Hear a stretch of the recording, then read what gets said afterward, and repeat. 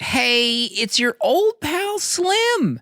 And this is 70 Millimeter, a podcast for film lovers.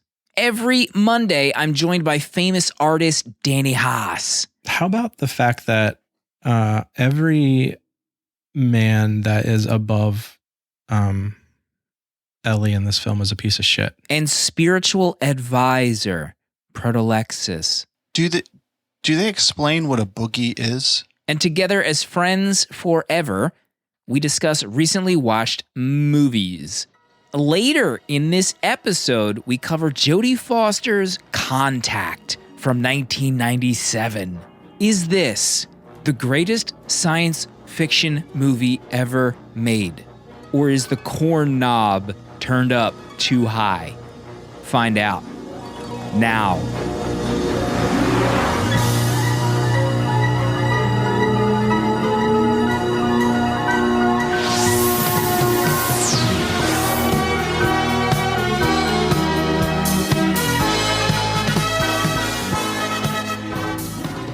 I do want to go to Proto real quick. Thank you. Just super quick. Proto posted a review for 1917, and that's not the most important thing. He said he watched it in 4K. Can we get some details on this? You have made the leap and upgraded. I've made the leap. I took a chance on myself. Took a chance on my viewing experiences to go 4K.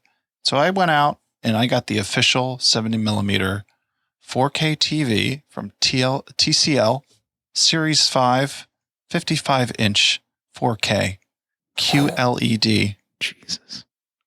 Equipped with a Dolby Vision. I don't know about anything you just said. I don't know if you guys have heard of this. My gosh. How many HDMI inputs? I think there's 5. 5? Yeah, I think there's 5. I love that that's Andy's first question. How many HDMI He's inputs? trying to get a vision. Plugging in are you doing? One thing that did disturb me, though, about this TV is there are no physical audio buttons. So if you lose a remote, you are screwed. Just terrifying. That's not entirely true. You can use the Roku app on your phone. I'm not downloading that app. Yeah, so I watched 1917. I've been dying to rewatch this, so I put it on, and it was gorgeous. But the thing I was not prepared for is the double-edged sword of 4K, where it looks so good that you can at times see right through the movie magic. To whether, as Slim has said, when he watched Batman, you can see the makeup caked on someone's face. You can see the pores in their nose. Nose hairs. The nose hairs sticking out. And for me, I could clearly see when things in this movie were just like green screen or like the 3D assets in the background. Where this, the first time I saw it, like, It just wasn't even something I noticed at all. It just, it's not real, but it doesn't look that way. It looks, it kind of just blends in and there's nothing noticeable. It's like, all right, I know that's not really a burning cannon in the background. That's, that's just digital. It wasn't? It was not. Did you, I didn't even notice any of that stuff. I didn't watch a hard copy 4K of that movie. I think I watched digital. Interesting. 4K. So you're saying the digital stream wasn't? I mean, the digital stream is next level, but I guess I didn't even think to look at digital stuff because I remember there was one part of that movie that you didn't like.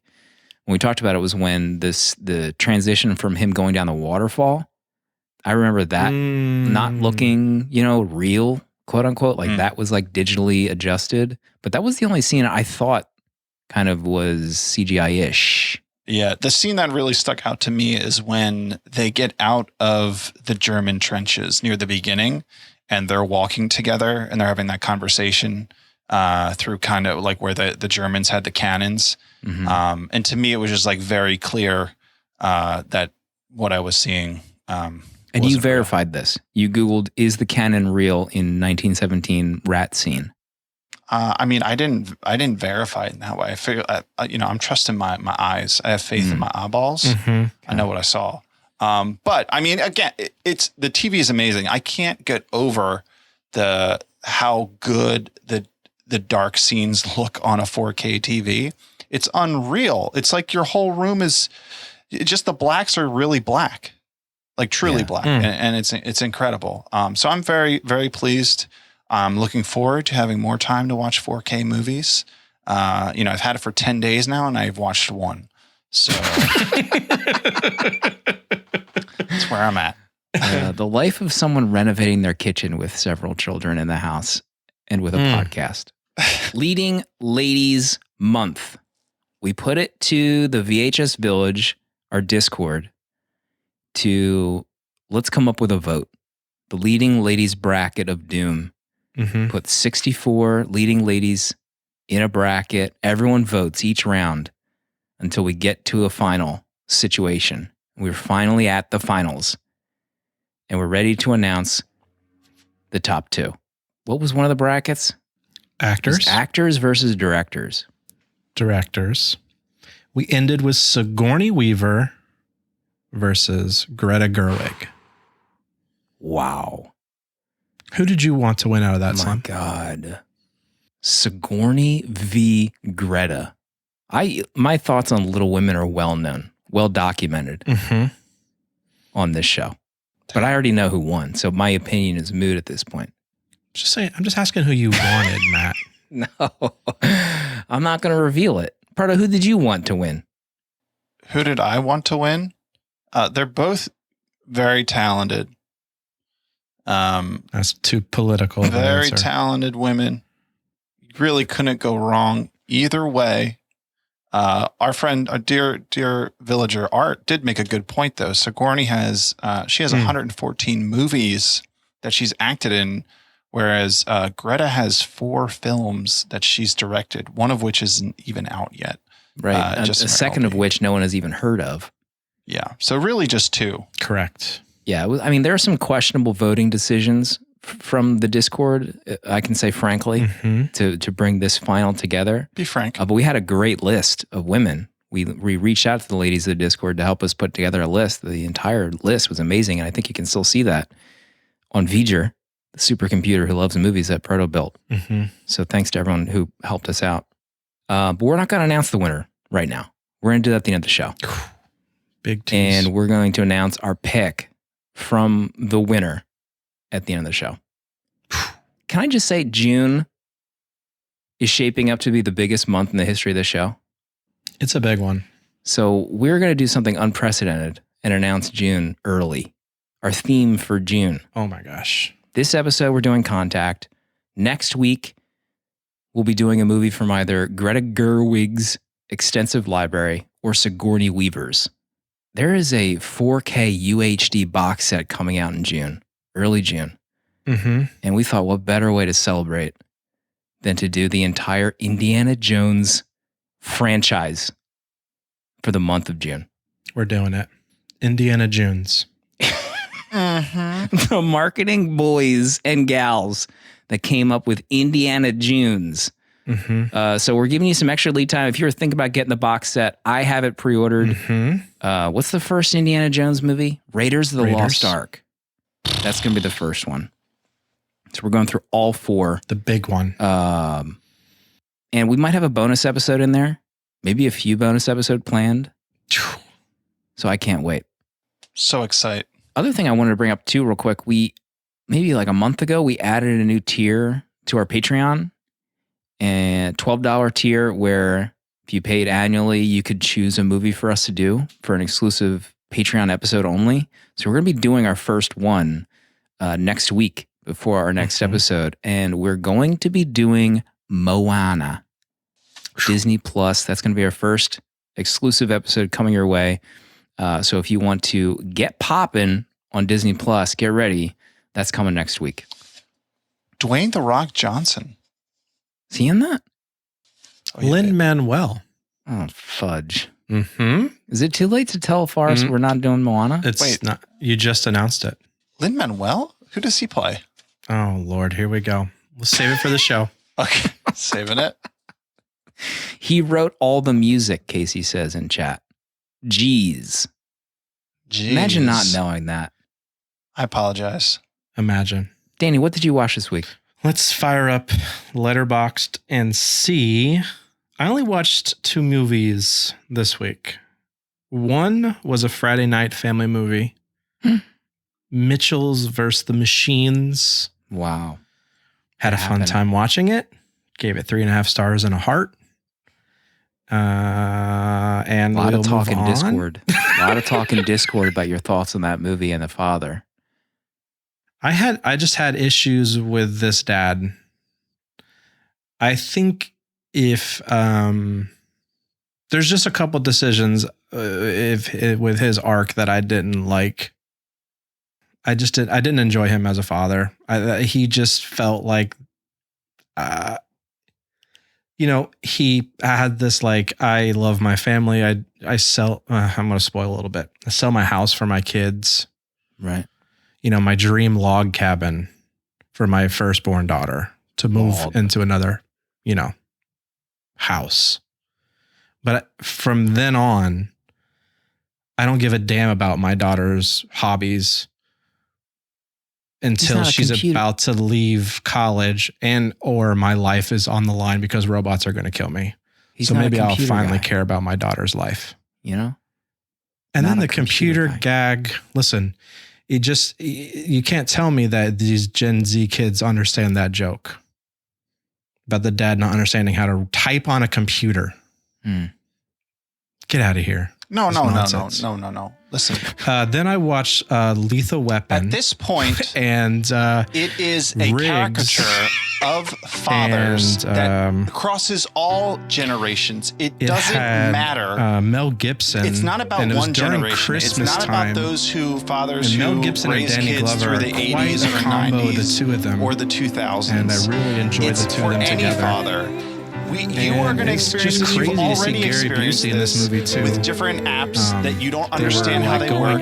You have this as well. In the desert. I mean, this Gary is true Busey looked for amazing. everyone. It's not something that's old or fades out. That is why started drugs this is, still relevant today. That's why Mr. Mitchell can but I only gave it 3.5 stars. Not knowing how to use a computer. A lot of bad jokes. It's a universal thing, and that's why I enjoyed it. I found it funny. Of course, as a kid, I didn't like it either. I didn't like the commercials. Or dad, it feels like it was like a bad Die Hard computers movie. Work. I was like, why is this funny? But I now as a dad, take I get so much of Mel Gibson in this film, and the fact that you don't and get you see his is ass distressing in the to me. very beginning. That you're a father, and you've grown unreal, up, you're older, you have kids. What that happens? You're not getting any of this, and it's good. It was fun. I got it. I watched Boogie Nights for the first time ever. PTA, Paul Thomas Anderson, the Cinenauts, friends of ours. Also members of Tape Deck, our little mini podcast, cabal syndicate group. So they were watching it, and I figured maybe this was time for me to watch Boogie Nights. I love Punch Drunk Love, Magnolia, amazing film. And I figured why not dig in to discover why I didn't ever watch this movie. I give this movie 5 stars. You gave Boogie Nights 5 stars? Boogie Nights is a 5-star movie for me. I loved it. This is his second movie. According to Ian's review, he was 27 when he made it. I couldn't believe what I was seeing. Like, even the first few minutes of this movie, if you hadn't seen his kind of like lower popular initial movie, it wasn't like you're seeing someone who has like greatness in them. This isn't just some rando making a, porno backstory movie with Burt Reynolds and this amazing cast. Like, he just has it. I don't know. It's kind of hard to explain. Mark Wahlberg, I think, is actually really good in it too. Huh. His wig work is next level. Did you say Burt Reynolds? Burt Reynolds is in it. Yeah, he's the director. There's like a whole backstory of Burt Reynolds, like refusing to work with PTA after this movie. He thought it was going to destroy his career. Do they explain what a boogie is?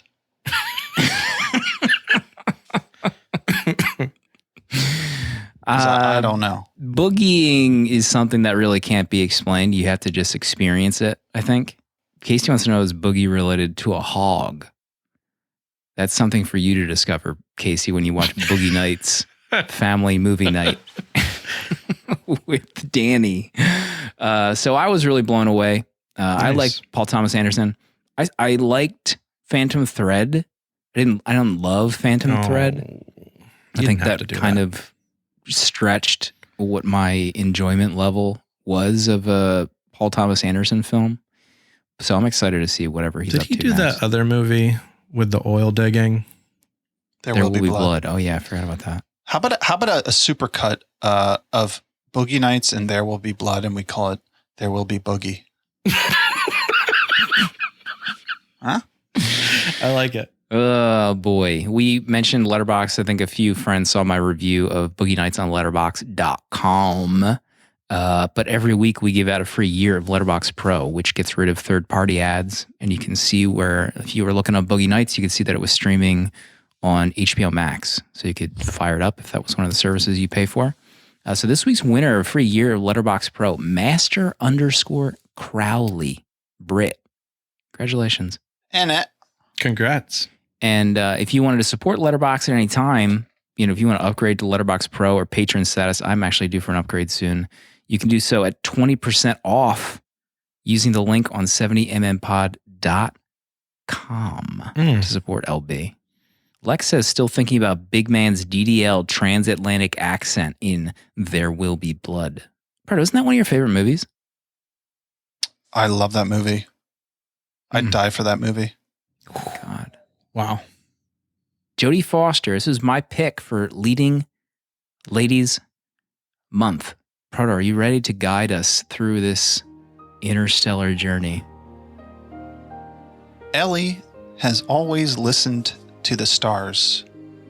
What started as a hobby with her dad to connect with other people, she now listens for signals from the deep recesses of space, hoping to hear someone else. A member of the Search for Extraterrestrial Intelligence Program, or SETI, she hears a signal repeating a sequence of prime numbers and quickly concludes that it is coming from the star system Vega, 25 light-years away. Within the message is found plans for a machine that can transport someone. The somewhere is unknown, but Ellie believes that it is a chance to prove that we are not alone in the universe and our chance to make contact.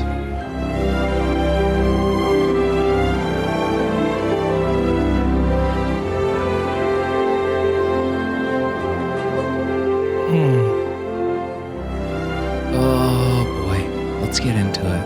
I think I remember saying several times that this was one of my first DVDs. I actually said this to my dad when I saw him this weekend. Told him we were doing Contact. We also talked about Bridge on the River Kwai quite a bit. It was funny hearing him talk about the finale, his reaction to it, and yelling at the screen when he first saw it. But I mentioned we were doing Contact. He's like, "Oh yeah, wasn't that your first DVD that you bought?" He That's remembered. Awesome. Danny, do you remember the first time you saw it?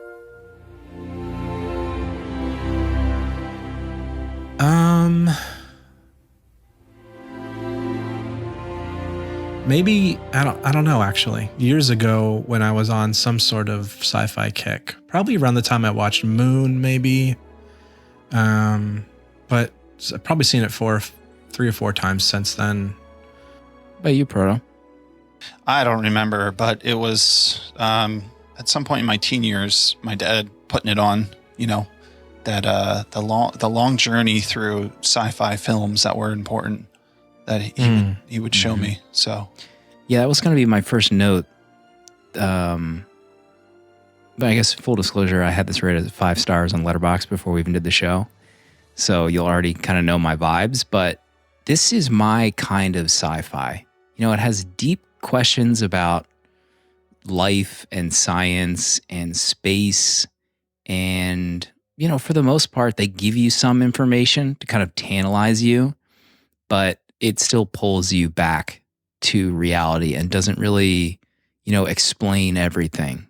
You know, like the journey when she's going through the pod and she sees like certain things, and when she lands at the location, the quote unquote, you know, Pensacola Beach, you get like just enough information to kind of just like make you almost inquisitive yourself. And you're like, I want to learn more about this. I want to just consume more science fiction and space exploration stuff, anything.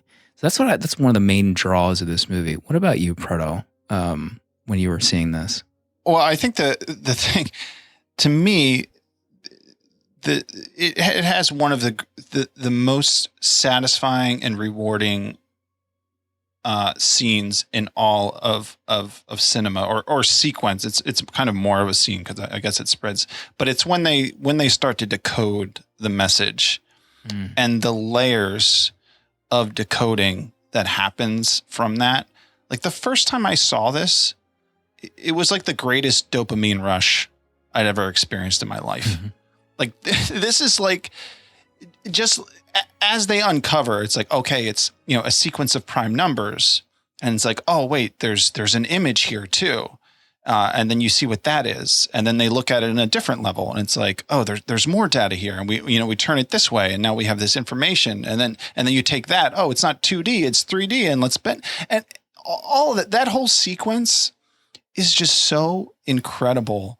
And every time I see it, I'm blown away. And there's few things that are like that compelling to me and that satisfying out of sci-fi. Usually they just leave me like wanting more, which this does, but like almost like I don't have enough. I feel that way often about, like, I love the Alien franchise, but I feel like when I watch that, I'm not getting enough of the universe. Like I want a little bit more with each movie, and I don't get that. And it kind of feels like because they don't know what they even do. But the way this just unfolds with the message and just how much they give you and how much they don't, it to me, it's just absolutely brilliant. I think what I love most about this is it has the conversation of faith and science, and it does it in a way that isn't the normal kind of fight of who's right and who's wrong. And it's not in your face kind of like argumentative. So it's putting out both conversations with Jodie and Matthew's characters. And as someone who was raised religious, who is still religious and has a belief in a God, I think that's why I'm always drawn so much to science and sci-fi, because I love the conversation, and I love kind of, I don't know. I just, the thing about this movie for me is I feel it's just a great feeling watching this film, and it's hard for me to put into words on what it is that I actually really love about it. It just feels different than any other sci-fi movie that's kind of out there that puts forth this sort of message of faith and hope. And it really is kind of a very, I don't know. I feel like I love what I enjoy this film quite a bit. Yeah, Forrest says it's a non-destructive discussion on faith versus science, which makes sense. Right. You know, the conversations between Matthew and Jodie, you know, they kind of debate a little bit, but it's never almost like one way or the highway. You know, they're still kind of like open to having a discussion about what could be or what is. The other note that I had, you know, the idea that we could potentially make contact with something in outer space, and we get like the details on how to build something. We don't know where it goes, but then we get the schematics to something. And in the movie, you see these kind of like, you know, people that are really against it, people that are really for it, to the point where it causes the destruction of the first machine. Can you imagine if this happened in 2021? Any of this going on in our society, I feel like we would just be completely we would kill ourselves by this. Right. I have no expectation that we would ever get off this planet with one person. Yeah, I think, that feels like incredibly accurate of just what the reaction would be if something like this happened. Almost like different sects like popping up immediately as to, deciding what this means. And also I thought that scene of it exploding from the beach looked amazing. Yeah. It still holds up. Big time. Even the ship in the distance, like they did some really smart things and to kind of like keep it far away to maybe make it look realistic. Like it in the fog when they had the second one up, and even at the first location, that looked legit. That looked real, in my opinion. Yeah, it's very impressive what they did. What else is on your list, Proto? Well, it's been a while since I saw this, and I was surprised at how do I put this? Corny some of it felt. Especially the flashback stuff to when she was young. There was just like a lot that felt kind of, I don't know, just like unnecessary, overindulgent in like sappiness. And it just didn't, I didn't really bother me that much, but it just felt a little off. Like, okay, we didn't need this much of it, and we didn't need it at this level. How'd you guys like those scenes? Well, are you talking about when she's a kid and her father? Yeah. That kind of flashback scenes? Yeah. I don't find it corny. I think maybe I give it a pass because of how old the film is, maybe. Because I don't know. But it doesn't bother me. I like the story of her and her father a lot. And I don't know if it's overdone. I feel like they do it just enough. But when it comes to this film, that flashback sequence, there's like scenes in all of Sona that I remember quite a bit. One is like the Jaws dolly shot. The second is the mirror shot in this film. And I don't know if you guys know what I'm talking about. Oh yeah. That mirror shot kind of breaks my brain every time I see it. And it's such a simple thing, but I don't know. Do you know what I'm talking about, Proto? Yeah. And she's running up the stairs and she grabs the mirror. I think if I didn't have that, I don't know. I love that shot so much. And so when I think about the flashback scenes, that's all I really think about because it's such a brilliant, simple process, but it just kind of works so well. The only thing that I would, that jumps out with your comments, Proto, that is too sappy is Matthew McConaughey's role in a lot of this in this viewing. So we follow all of our friends in Letterboxd, and people that we're friends with watch this for maybe like the first time. And I saw a few comments about Palmer Joss, which is Matthew McConaughey's character. I think probably even Chuck was pretty brutal on him. And I was like, I kind of like raised my eyebrow, like I didn't remember any negativity about Matthew McConaughey in this movie.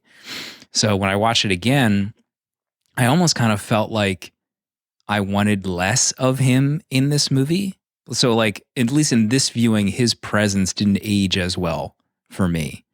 Like his being the kind of spiritual advisor. First of all, I just imagined Proto in his role for most of the movie in a lot of what he was saying as Palmer Joss. So when he is on the council and stuff and she doesn't get in, she tries to be the first person to go through it. And he votes her out and says, he asks her on the hearing, do you believe in God?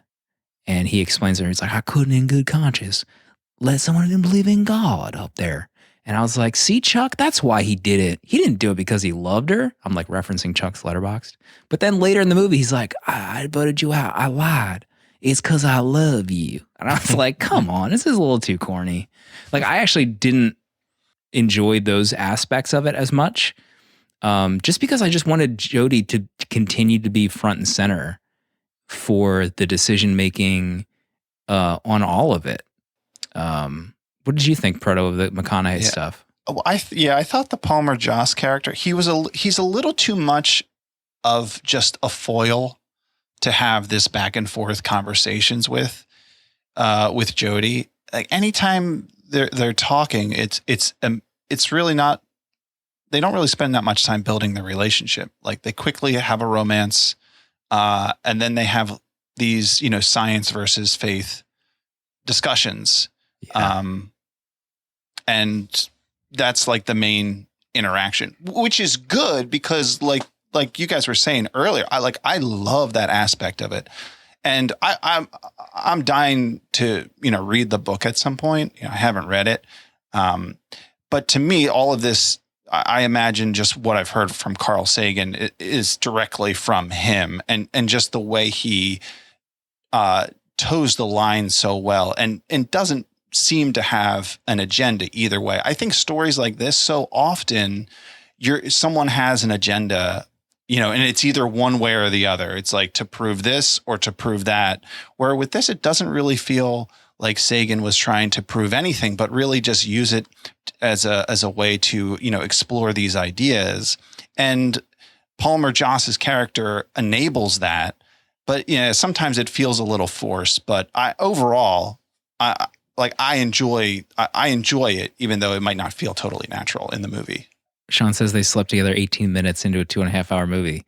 When they first meet each other, I felt like Jodie was in a position where she just hadn't been with anyone in so long. And then when she recited that when he said that one quote, she just like had a light switch go off and it was just on no matter what, no matter who it was. It could have been Dane Cook for all she cared at that point. All right, please. But the parts where he reveals to her about the vote, or like the vote is about to happen, and they're outside of like the Washington Monument or wherever in Washington, and they hug and embrace. I thought that was an amazing scene. And they just have like this kind of old school embrace where they're rubbing face. Like they don't know what's happening, but they have emotions for each other. And even Jodie's like, I'm so confused. I love that shot. I love that whole moment that they shared in that scene. How about the fact that every man that is above Ellie in this film is a piece of shit. It's so true. It's so mad. Like, and I get it. Like it's done so perfectly well that it's the truth. Like this is Ellie. She's fighting an uphill battle in a field of men who are not as smart as her, but they have the power over her and they use it, and they do it so well, and it's so maddening. Like Scarif's character, honestly, as much as I want to punch James Wood in the face every time I see him on screen in any movie, Tom's character, I cannot think of his name right now. Drumlin. He makes me the maddest in this film. Like he is the worst person to Jodie's life. And honestly, every time he blows up in that first shuttle, I'm fine with it because I'm okay with the fact that he's dead because I just hate him so much in this film. Like he, to the point of where he resigns his White House position just to take the spot that Jodie should have on that first mission. And it's just like, I get so mad at the men in this film. I love the character though. Like it's so perfectly done. Yeah. Mm-hmm. And I love the scene where Drumlin has that honest moment with Ellie about her deserving it. And he's saying, well, that's not the world we live in. Oh. Ellie, I know you must think this is all very unfair. Maybe that's an understatement. What you don't know is I agree. I wish the world was a place where fair was the bottom line, where the kind of idealism you showed at the hearing was rewarded, not taken advantage of. Unfortunately, we don't live in that world. Funny. I've always believed that the world is what we make of it. You do deserve it. And that is such great writing. It is so good. And just to have that character have like this moment of honesty and be like, Ellie, I beat you. I'm going to meet him first.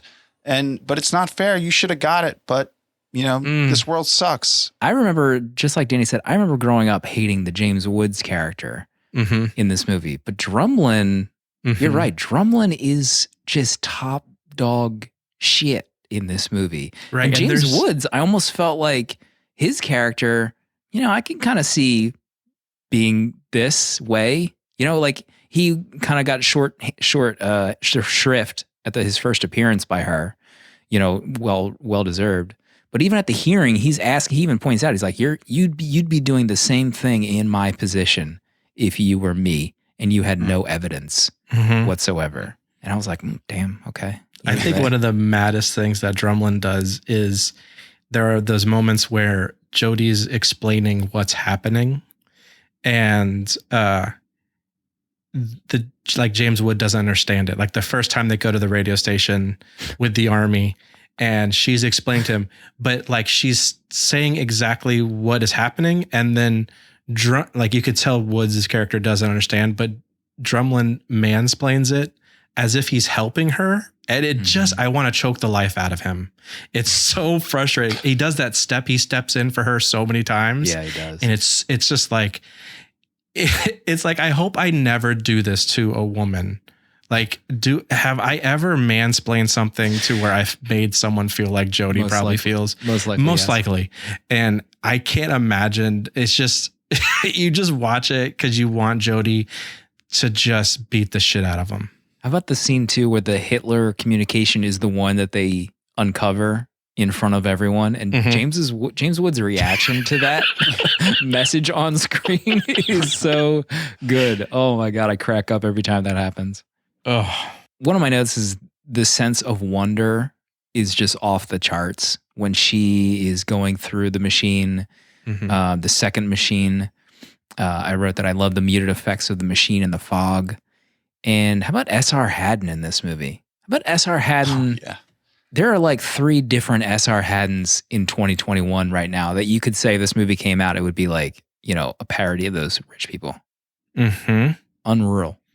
I listened to a NPR podcast where they talked about the science of this film, and they interviewed a woman who's a scientist at the New Mexico satellites where these were filmed.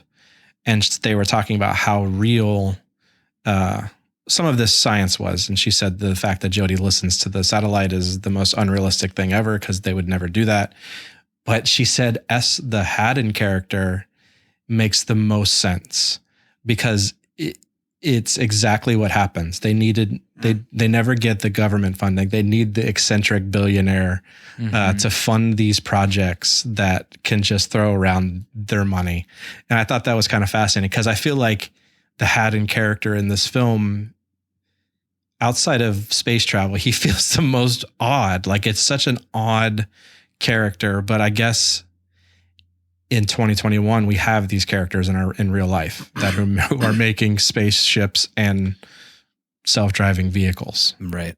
Yeah, he kind of felt like a character out of a Pixar movie, out of like The Incredibles or something. Yeah, he's so colorful and odd, especially when suddenly, the scene where she has a video conference with him and he's up in the Russian space station. It's like he's up there to slow the growth of cancer in his body. Like that is so far out and crazy. I love it though. Yeah. What else is on your list, Proto? Well, you guys were talking about Drumlin and James Wood's character and kind of how they were pushing Ellie around. But the thing I thought it was that the scenes where Ellie is like, hey guys, you can't do that. This is my project. I discovered the message. I'm like thinking like, come on, there's no way you think that you discover an alien message that because you discovered it, it's like somehow you're going to be like, if the government got a hold of that, everything is off the table.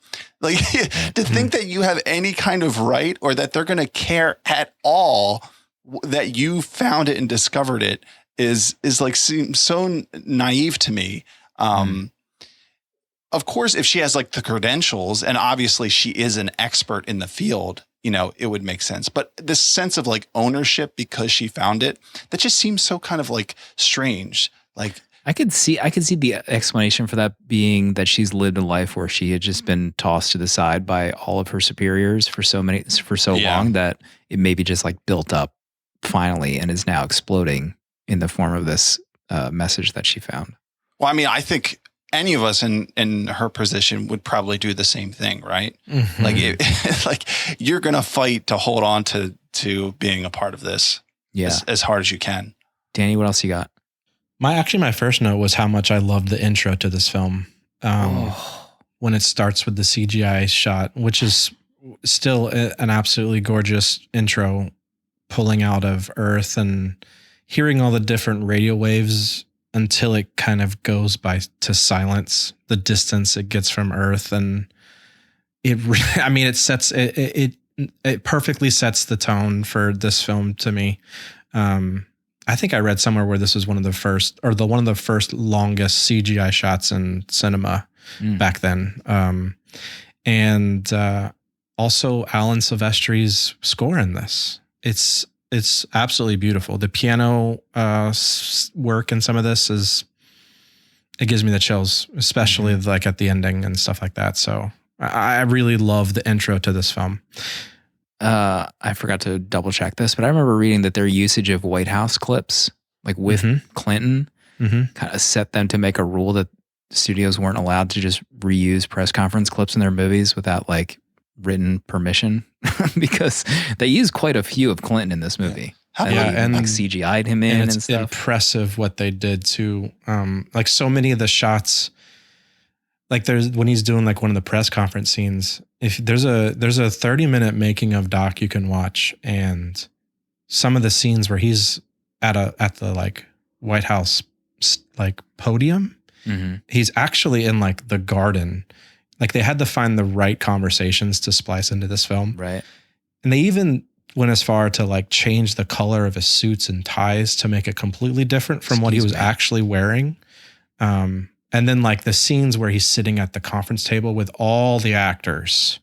There's a sit-in person to sit there, and all they did was replace his head with actual Bill Clinton footage. That didn't hold up quite as well as the other shot. But it's still so impressive. I mean, I like the Clinton stuff. To me, it kind of grounds it. It lets it not have this fake president where I can't, not comprehend, but like it just makes it more real. Yeah. Like honestly, if they filmed this with, I feel like Obama would have totally like filmed this film or some more modern president. But I think the Clinton stuff was pretty rad. Yeah, I like that too. I've always liked that when they just use a real president in the movie.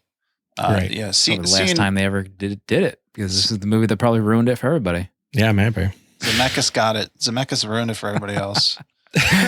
Let's talk about the actual contact at the end of the movie. She is in the pod. She finally goes through. She goes through this, intergalactic subway, which she deduces herself in the journey. And she's trying to like vocalize it back to the team through her headset, which may or may not be working. And she gets out and she lands on a beach, and there's these awesome shots where she's touching what she's seeing in the sky. It's really cool, like perspective stuff happening. And then her dad shows up, her dad. And she has this conversation with the alien about what it is and what the trip is meant for.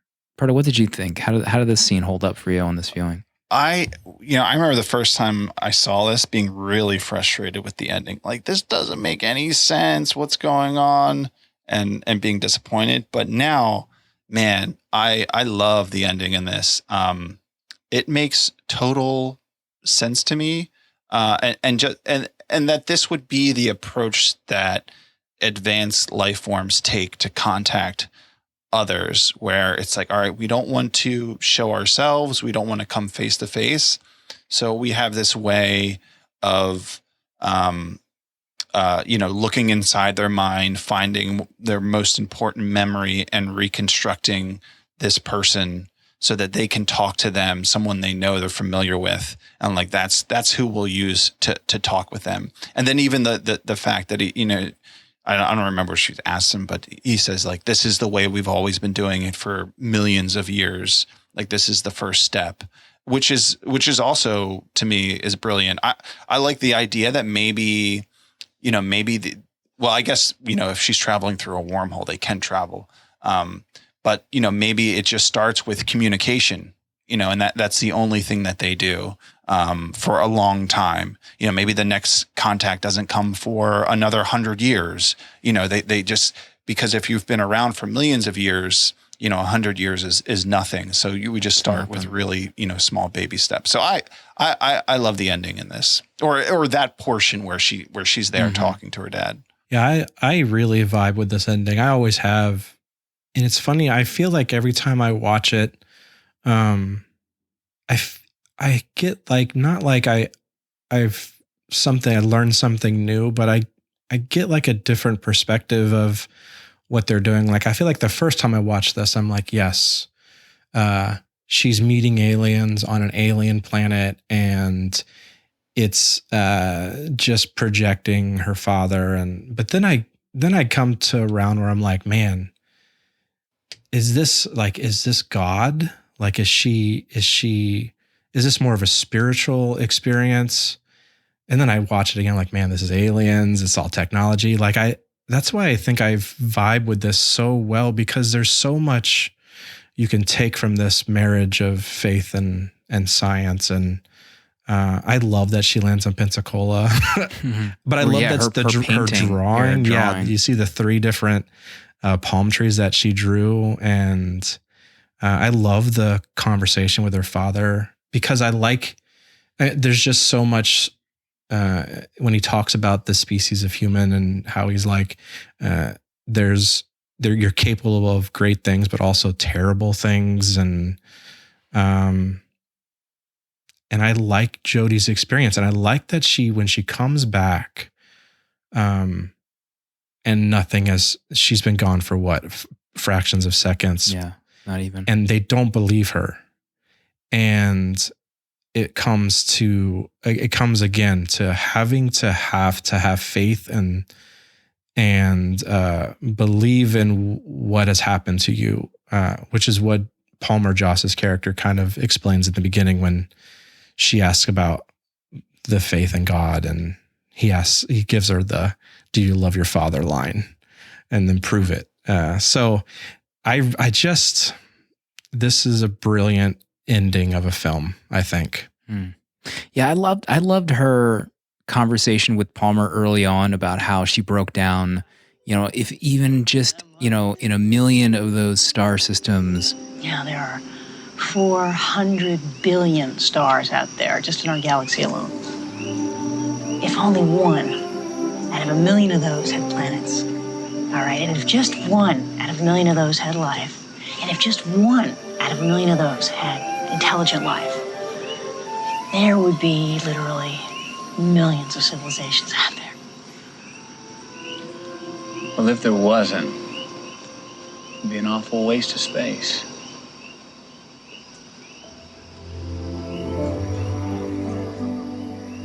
Amen. Which is the way she broke it down in that conversation is probably one of my favorite scenes in the movie. And then just them breaking down about how long they've been doing this, and this is just the way it works. This is just the start. And there was a few comments in chat about like, why not just send 2 people to like back up her story? I think that just kind of shows that like our civilization isn't ready yet, and that's why there's so many of these things just take time. Like, that's just for us to deal with. In the meantime, for these aliens to have us go on this journey again. Sean pointed out trying to understand Interstellar's ending helped this ending. Could you think of any like 2 more polar opposite like scientific explanations in a sci-fi movie than Contact and Interstellar? Like, they do have a very similar wormhole design, right? Especially when she's seeing things through the floor and the sides. There's a similar vibe that Nolan, I think, pulls from this. The one thing that growing up like was probably the most frustrating thing about this movie for me was at the end of the hearing, like James Woods just is so pissed when she returns and no time has passed on Earth. But she says, I've been on this journey for 18 hours. And, there's nothing to back that up. So they go through this hearing. He like rings her and everyone is just like left to wonder if it actually happened. So the kind of like society is even more almost just as broken down before as they were after. And then afterward, he has this conversation with Angela Bassett where she asks him, like, hey, did you review our classified findings? And he's like, yeah, what about it? She essentially says the tape that she recorded had 18 hours of static. How is that not in the hearing? That should be page 1 of this entire effing process. What is classified about that? That essentially proves the whole thing. Wake up. I couldn't have, as a kid, I was so pissed, and I'm still pissed about it. Like that whole part of it, make like a year go by before they reveal that finding the classified documents or something. There's no it's reason. exactly what they do now. That's the thing. Like, this is what we do to each other. We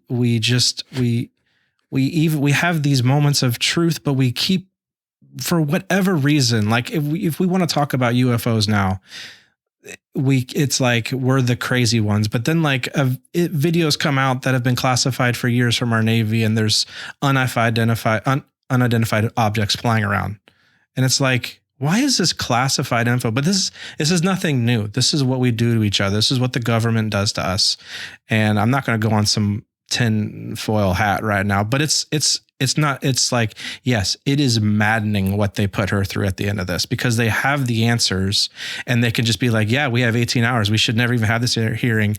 There's no reason why you're even here. You're not going to jail for anything. So why are we putting you through this? But this is what we do as a civilization. Yeah. I thought that was pretty accurate that they would hide something like that, but I wish that it wasn't even in the movie. Forget anything about it. I would rather it be more ambiguous that you could, because with that, that just gives you concrete proof that everything that Ellie did, said she experienced, she did. And it's not in her head and she didn't imagine it. It's not anything else. She's not, lying. It's real. But if that wasn't in there, you could make an argument that it didn't happen, and that this was some kind of, self-induced, experience to, have that final moment with her father.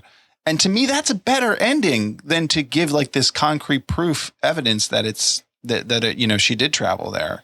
So I wish that part was just not even in the movie. Yeah, that's a good point. Any reporter with half a brain would ask about the footage. Any reporter, any random idiot on the street would be tweeting at whitehouse.gov asking about the release of footage. They say nothing recorded. They say it was all static. There's just nothing on there. So it's just, I don't know that I disagree with it not being in there, but I think the reason I like it in there is because it just makes me continue to question everything, motive and just what we do to each other. There's a few funny comments. Mel says it should have ended with James Woods being shot into space. Art, how about the end when she's talking to those school kids? Those kid actors are giving Jodie nothing back. Let's see. Last few comments I have. The Joss line at the end, I probably would have cut out Palmer Joss. I get that. I can kind of see thematically. It's like you could say it's a man finally supporting Jodie, which is important in this movie, at least. When she talked, for me, real quick, sorry to cut you off. For me, the Palmer Joss character is more of a metaphor than it is an actual. Like, I feel like he's meant to be the faith talk to Jodie's science talk, and I feel like his conversation when his quote at the end isn't about a male supporting a female or him supporting the person he loves. It's like it's the religious side supporting the science side, which is something we don't ever see. It's the first step. And so I feel like more or less, if you could look at this film, see, that's why I love this movie. More or less, you could look at this film from the viewpoint of it being a complete metaphor, and you'd have just the love interest is there, but it's not meant to actually be two people falling in love for each other. It's meant to be this story of merging science with religion and what it looks like as humans. And I know I said in the beginning, there's so much this movie makes me feel that I can barely put into words. And I feel like my best way to describe Palmer Joss's character is that he's the metaphor for Jodie's science. I like that. Yeah. Can you imagine Proto's reaction to this movie being released in 4K, seeing some of the CGI? My God. Last few notes, and then I'll give my rating. Wait, Mel made a comment, but he's portrayed as a creep. Most religious men, I hate to break it to you, are creeps.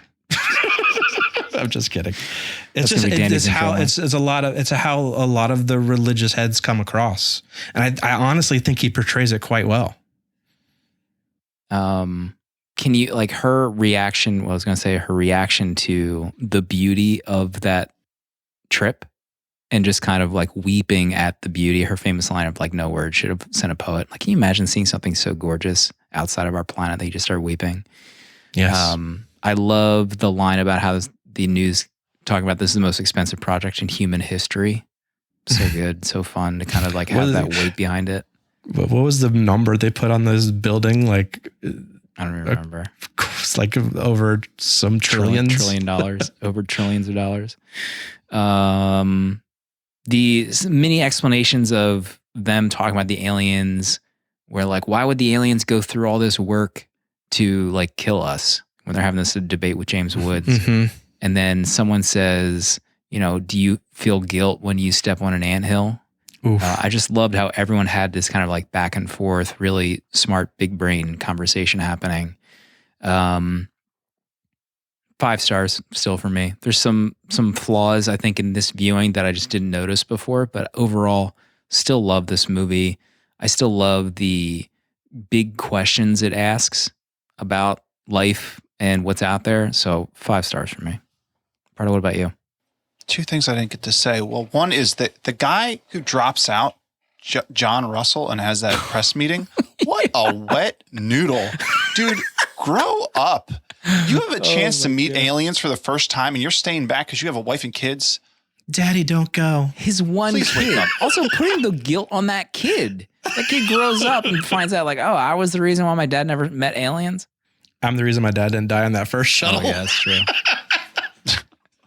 Stupid. See, I was right, Dad. Jodie Foster is absolutely gorgeous in this movie. There's some amazing shots of her. I mean, the shots at the satellites, all those are beautiful shots, incredible. Yeah, I was just like, so her speech at the end. Sorry, I didn't mean it. Like her speech at the end, where she's in front of the hearing. That is like one of the most amazing scenes in movie history. Her performance there. Sorry. Yeah, I mean, yeah, I love her performance in this. And I love Zemeckis movies as well. I love him as a director. I think he has. It makes me want to watch Castaway. I watched like a half hour of Castaway a couple months ago, and I was like, "Dang, are we doing Castaway?" I would love to rewatch that movie. But yeah, I love this movie as well. Very, very dear to me, and just all the themes of it just hit so close to home. And it's just, you know, what I want from a movie in terms of like sci-fi. So I give it 4 stars. Wow. Yeah, I think I have it logged twice as 2 5-star reviewings. This movie is very special. I vibe with it quite a bit. I think Zemeckis did an amazing job. There's some very incredible choices like the mirror shot and some of the wide shots of Jodie, you know, at the end on the cliff and with the satellites. And it's just, I love this film. I love that it makes me question life. I mean, and to think about things from 2 sides instead of having an argument, have a conversation and figure out things from as many perspectives as you can. I mean, I said I believe in God, and I love to learn about science. I love to have things factually proven to me, and I enjoy it. And so this film just kind of does that for me, where it just is a marriage of two things that I hold quite dear. And Jodie's incredible. I think she's couldn't have been anyone else in this role. I love her in this film. And yeah, it's going to be 5 stars. I will continue to watch this film. I'll continue to learn some things from this film, and just always having some sort of open mind to having conversations with other people who think different than you. Got a DM from Josh on IG. Contact walked so Arrival could run. I like that comment. Although I think I have a very hard time finding the comparison to Arrival besides having communication with an alien. It's a big theme. I think it's the family stuff, the stuff with her and her daughter in Arrival. Like, you kidding me? That music during that scene where she's I mean, I love Arrival. I just it's. Do you? I don't compare the two. That's what's kind of fascinating with that conversation. I'm going to re-listen to our Arrival episode and go right to that segment where I put that clip in. How about Zemeckis' career? Let me just rattle off this period of time. Back to the Future, Amazing Stories, Roger Rabbit, the rest of the Back to the Futures, Death Becomes Her, Forrest Gump, Contact, What Lies Beneath, and then Castaway. And then I think he stopped making movies after that. So good for him to end on top and then never make another movie. Contact, we did it. What a movie. Glad we were finally able to discuss it on this podcast. Next week, we will be doing a movie that we'll reveal later in the show. We are going to announce the winner between Greta Gerwig v. Sigourney Weaver. Really excited to reveal the results. But we have some VMs, not just some VMs. Oh, we got a few VMs. Yeah, we got a lot. Let's go. This is a big VM app, but we got a letter first and foremost from a dear friend of the show, Bixel, Alex. And you can shoot us a letter if you want. We have links on 70mmpod.com to shoot us an email, leave us a voicemail, anything you want. Dear 70mm hosts and Passel. Is it Passel? Possum Passel? How do you pronounce it? I'm sure Eric will let me know. I just wanted to send a note of thanks and gratitude. First, I wanted to say thank you to Proto, Danny, and Slim for creating this podcast and in turn creating one of the most incredible, funny, smart, and welcoming communities I've ever been a part of. You dudes have brought so much light and belly laughs into my life during the pandemic, a true ray of constant sunshine. To the Possum Kingdom, thank you for giving me so many giggles throughout each and every day. Honestly, don't know if there's anything more great at distracting me from doing my job than the kingdom. To my SATC bebs, Boom, Mel, Sophs, Wes, Catcher, Bean, Forrest, and my love, Caesar. This journey has been so much fun, and I can't wait to always be your Samantha. This feels like a graduation speech. Come join us on our watch-throughs if you would like to discuss how much of a D Mr. Big is, or how much of an absolute snack Aiden is after a haircut. Is this too much mush? It needed to be done and said. Will this email get you to do a Christmas story episode? I hope. Anyways, this feels long. Okay, bye. Alex, a.k.a. Bixel. I don't know what he said after he started to stop complimenting us. The half the letter was referencing members of our Discord, which you can join at 70mmpod.com. So lots of love for everyone in the community. Great to hear from Bixel. Thank you, Bixel. Pardo, any thoughts on Sex and the City?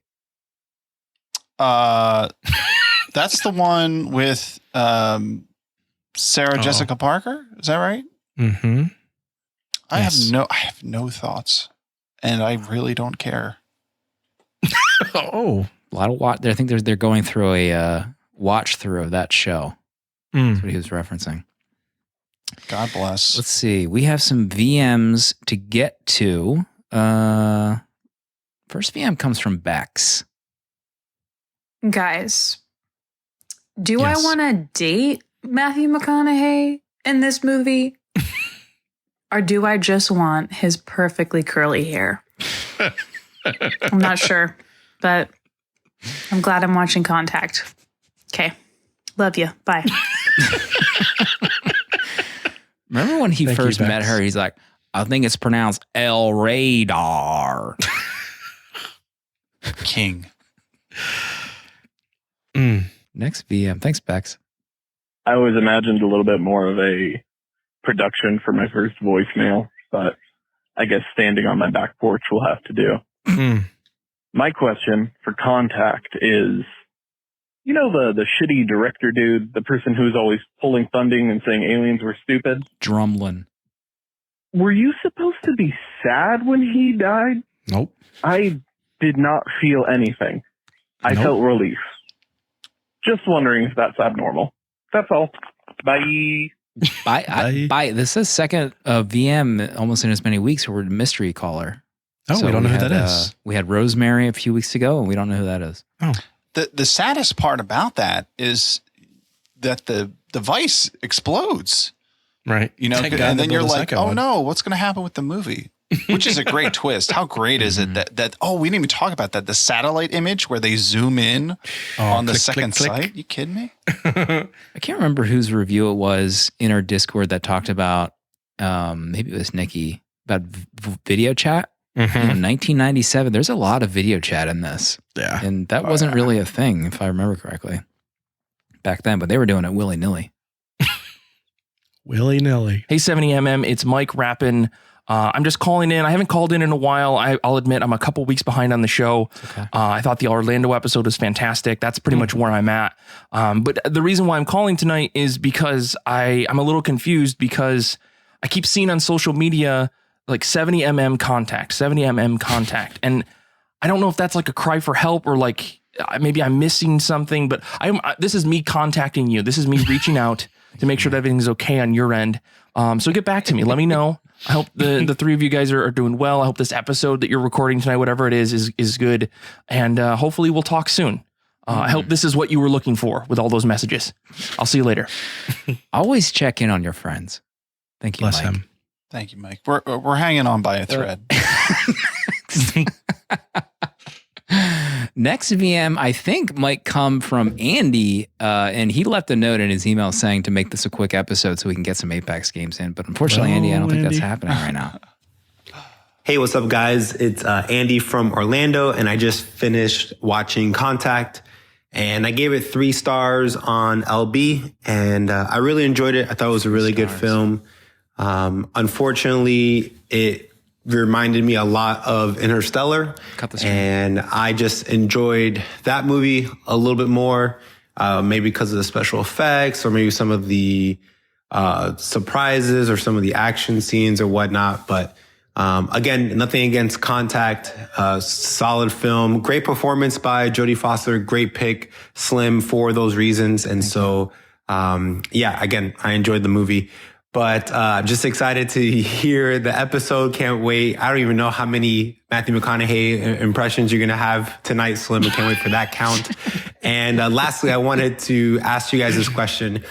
If you guys had the opportunity, let's say the same thing played out like in the movie, we make contact, you know, there's this space mission opportunity, and it was given to you guys.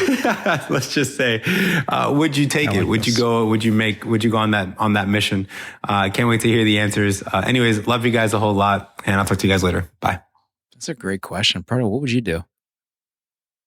If I could go on the mission, would you take the mission? I'd have to go on the mission. My fate. Wow. I was born to make contact.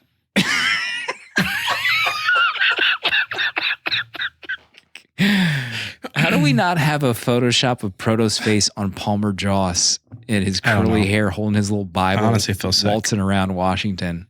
Can't Who's believe in charge this. here? Who's running the show at Discord right now? Danny, would you take the leap? It is my dream to go into space. But no, I would not take the leap. It's not for me. It's for another man with lesser kids. I forgot that there was a scene where they kind of even told her that, you know, time passes differently. Yeah, the 50 years. years. Everyone's going to be dead when you come back.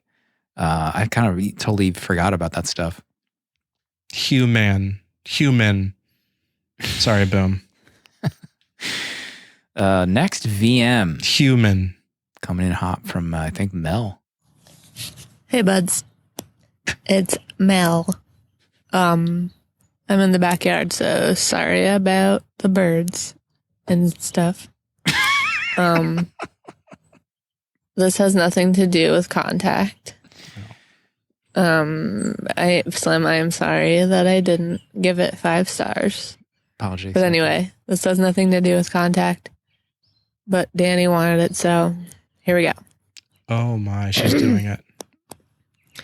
Dear Darla, I hate your stinking guts. You make me vomit. You are the scum between my toes. Love, Alfalfa. God. This, is that from Little Rascals? Little Rascals. She said she memorized the letter, and I told her not to write it and to leave a voicemail. And she did, because she's the best. See if I can find honestly, the actual, I couldn't ask for more. See if I can loop that together. Love like when you, Mel. Proto gets a quote exactly right. You think she did it? You think she did it? We'll find out. On point. Oh, baby. Let's put them together. Proto, what's your favorite part about the Little Rascals? I love the part where Sarah Jessica Parker slaps Alfalfa.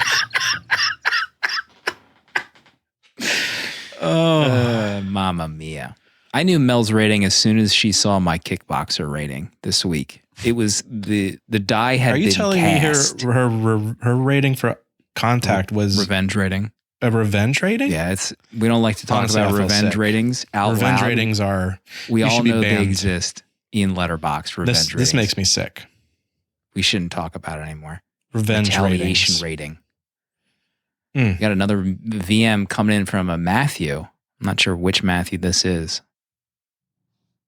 Hey, 70mm. Matthew McConaughey here. Been a fan of the show for some time now and saw you were doing my film Contact this week. What an honor. I want to thank Robert Zemeckis, our director. I want to thank Jodie Foster, who I work with daily. I want to thank you hosts and all the villagers out there. Now, most of all, I want to thank Slim for picking my movie this week. The Podfighter, who I know is out there right now with a big old hot dog in his hand, wrapped in a pretzel bun, with no condiments, and he's dancing right now. Also want to thank my hero. That's who I chase.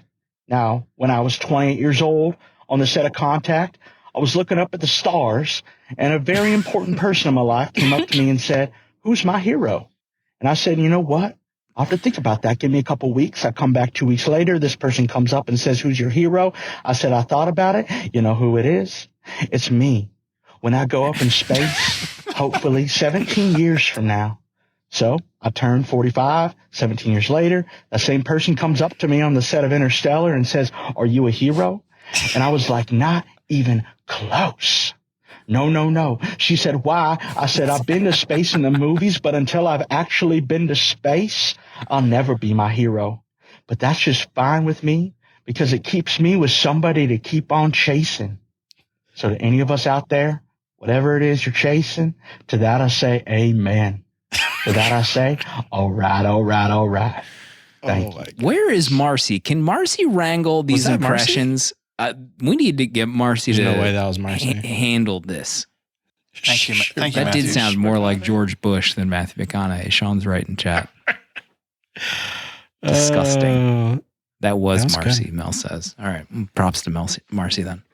Oh, good job, Marcy. Final VM. It's a long one.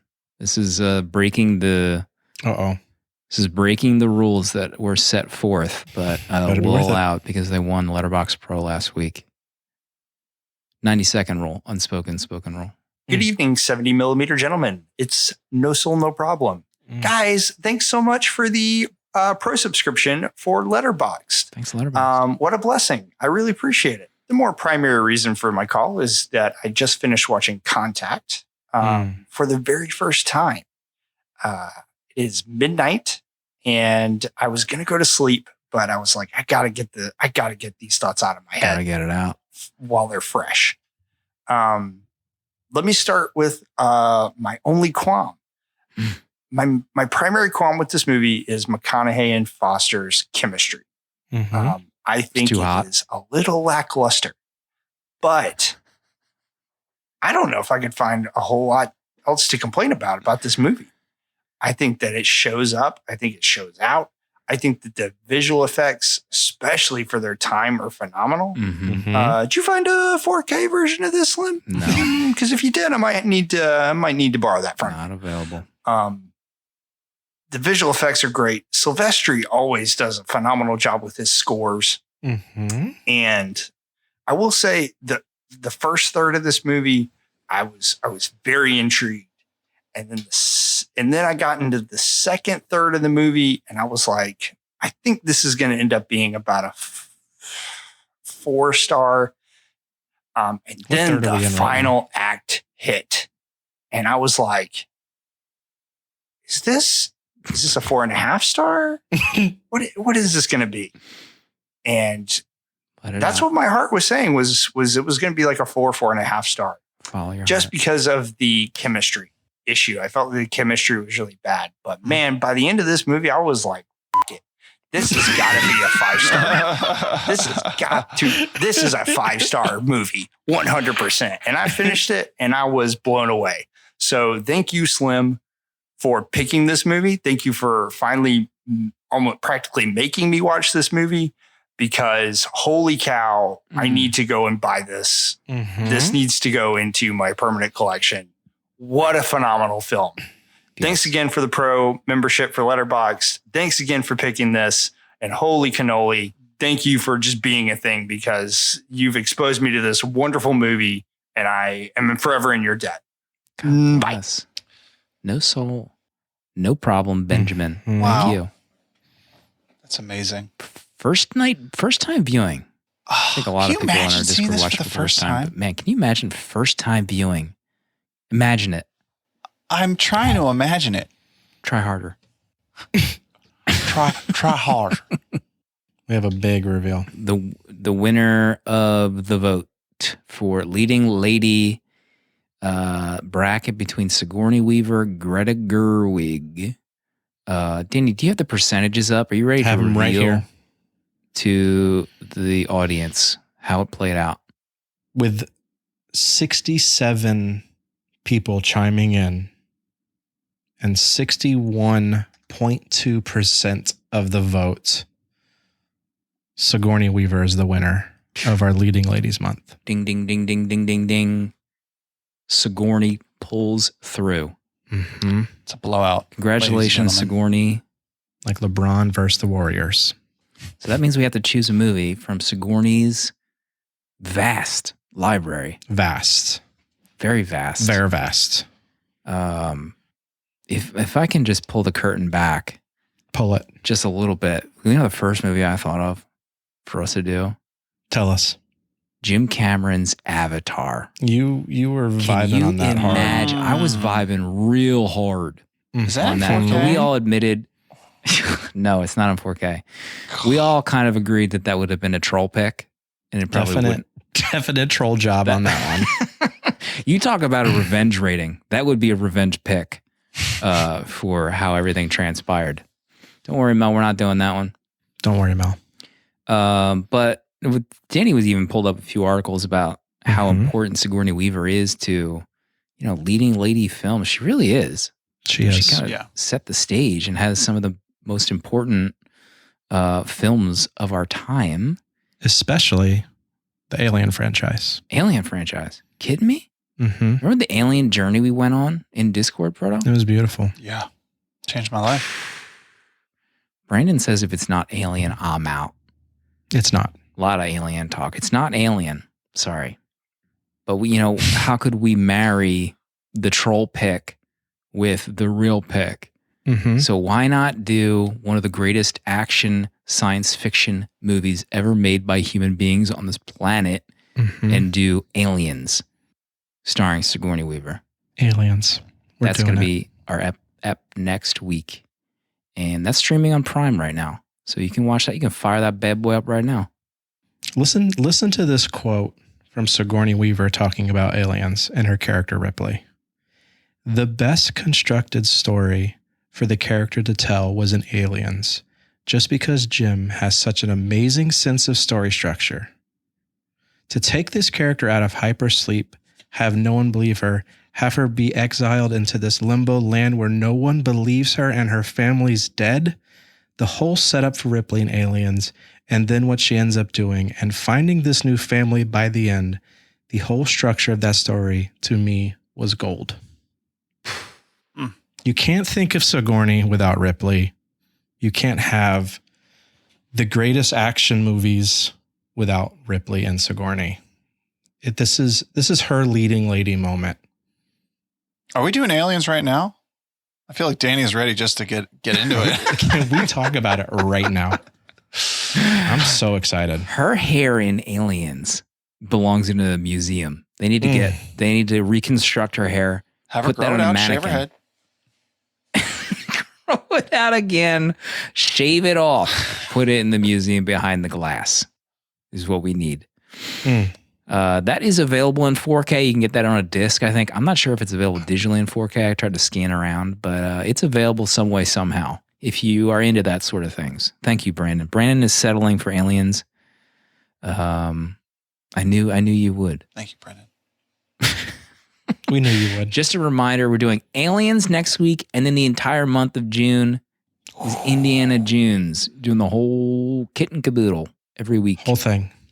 I'm so excited. We've got some bonus eps schemed up that I think will be pretty exciting. Mm-hmm. Proto, any closing thoughts for tonight?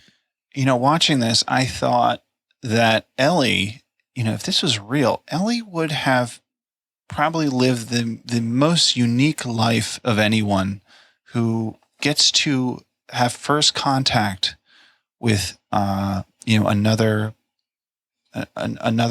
person in the universe, and how incredibly amazing that would be, and set her apart. But then I thought, you know what, that would make her life unique, but truly all of our lives would be just as unique, because we have family, people who we're similar to we're moving through time together, but in the continuum of space-time, no one has lived the life that you're living now. You are a unique and special snowflake, and we love you. Thanks for being here. We'll see everybody next week for Aliens. Goodbye.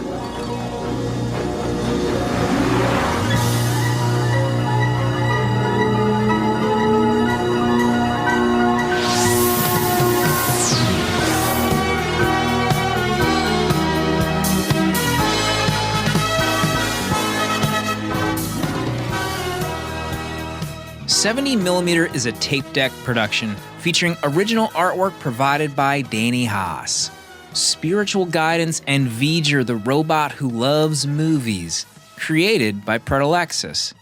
Producer Emeritus Dale_A.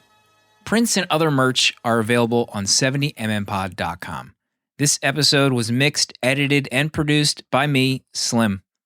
You can support our Patreon for access to the VHS Village Discord to talk movies with new friends, access to exclusive episodes, discounts on merch, and a physical membership card mailed to you. To check out other Tape Deck podcasts, find the link in the episode notes. And if you'd like to support our friends at Letterboxd and upgrade to Pro or Patron status, you can do so with a 20% off discount using the links at 70mmpod.com. Goodbye. This is a Tape Deck podcast.